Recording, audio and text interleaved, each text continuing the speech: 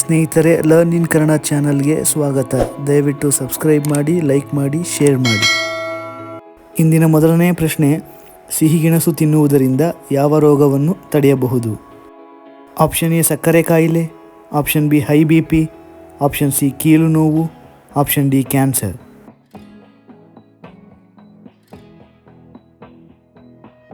ಸರಿಯಾದ ಉತ್ತರ option D cancer. ಎರಡನೇ ಪ್ರಶ್ನೆ, ಯಾವ ಸಮುದ್ರ ಪ್ರಾಣಿಯಿಂದ ಮುತ್ತುಗಳು ಸೃಷ್ಟಿಯಾಗುತ್ತವೆ?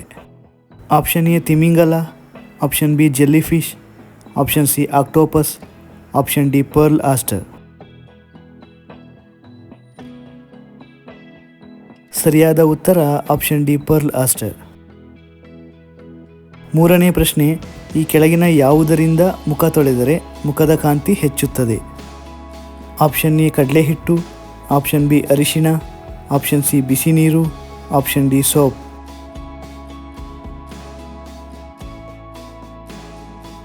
ಸರಿಯಾದ ಉತ್ತರ ಆಪ್ಷನ್ ಎ ಕಡಲೆ ಹಿಟ್ಟು.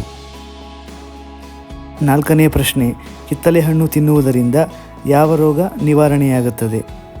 ಆಪ್ಷನ್ ಎ ಕ್ಷಯ ರೋಗ, ಆಪ್ಷನ್ ಬಿ ಸ್ಥೂಲಕಾಯ, ಆಪ್ಷನ್ ಸಿ ಮಧುಮೇಹ, ಆಪ್ಷನ್ ಡಿ ತಲೆನೋವು.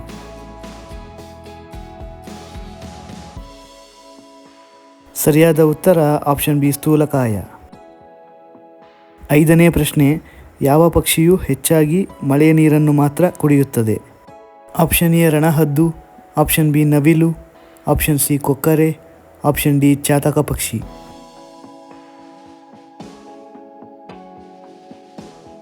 ಸರಿಯಾದ ಉತ್ತರ ಆಪ್ಷನ್ ಡಿ ಚಾತಕ ಪಕ್ಷಿ. ಆರನೇ ಪ್ರಶ್ನೆ, ಕೊಲೆಸ್ಟ್ರಾಲನ್ನು ಕಡಿಮೆ ಮಾಡಲು ಪ್ರತಿದಿನ ಏನನ್ನು ಕುಡಿಯಬೇಕು? Option A black coffee, option B ಮೊಸರು, option C green tea, option D ಬಾದಾಮಿ ಹಾಲು.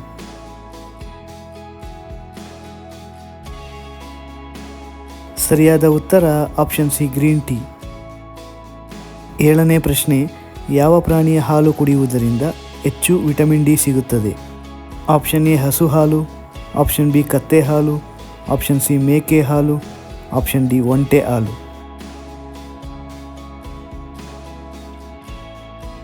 ಸರಿಯಾದ ಉತ್ತರ ಆಪ್ಷನ್ ಬಿ ಕತ್ತೆ ಹಾಲು. ಎಂಟನೇ ಪ್ರಶ್ನೆ, ಹಾಲಿನೊಂದಿಗೆ ಯಾವ ಹಣ್ಣನ್ನು ಸೇರಿಸಿ ತಿಂದರೆ ವಾಂತಿಯಾಗುತ್ತದೆ?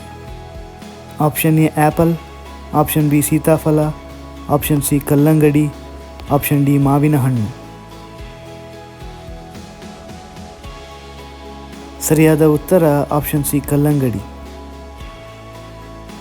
ಒಂಬತ್ತನೇ ಪ್ರಶ್ನೆ, ಹೃದಯಾಘಾತಕ್ಕೆ ಹೆಚ್ಚು ಕಾರಣವಾಗುವ ಬೇಕರಿ ತಿನಿಸು ಯಾವುದು? Option A pastry cake, option B ಬೆಣ್ಣೆ biscuit, option C samosa, option D chips.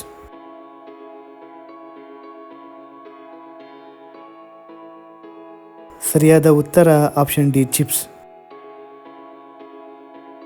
ಇಂದಿನ ಕೊನೆಯ ಪ್ರಶ್ನೆ, ತನ್ನ ಕಣ್ಣುಗಳನ್ನು ಕದಲಿಸದ ಪಕ್ಷಿ ಯಾವುದು? ಆಪ್ಷನ್ ಎ ಗಿಳಿ, ಆಪ್ಷನ್ ಬಿ ಕೋಳಿ, ಆಪ್ಷನ್ ಸಿ ಗೂಬೆ, ಆಪ್ಷನ್ ಸಿ ರಣಹದ್ದು.